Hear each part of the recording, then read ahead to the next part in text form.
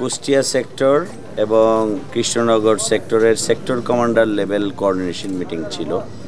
আমাদের মধ্যে অত্যন্ত সৌহার্দ্যপূর্ণ পরিবেশে আলোচনা সম্পন্ন হয়েছে। আলোচনা অত্যন্ত ফলপ্রসূ ছিল। আমাদের পক্ষ থেকে বর্ডার কিলিং বা সীমান্তে হতাহতের ঘটনা শূন্যের কোঠায় নামানোর একটা দাবি ছিল। যে কোনো ধরনের অবৈধ অনুপ্রবেশ এটাকে রোধ করার জন্য এবং মাদক এবং অস্ত্র পাচারের বিরুদ্ধে আমরা শূন্য টলারেন্স যেন শো করি, এগুলি আবেদন তারা সবই মেনে নিয়েছে। আমাদের একটি স্বার্থের বিষয় ছিল, শূন্য রেখার খুব কাছাকাছি আমাদের একটি রাস্তার সংস্কার কাজ চলার ব্যাপারে তাদের কাছে আবেদন জানিয়েছি।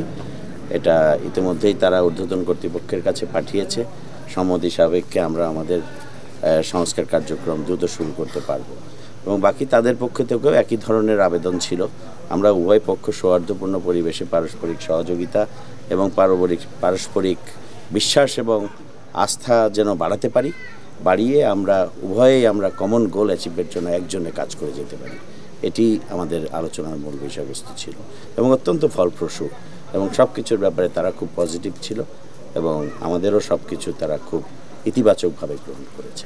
ধন্যবাদ। স্যার, আরেকটি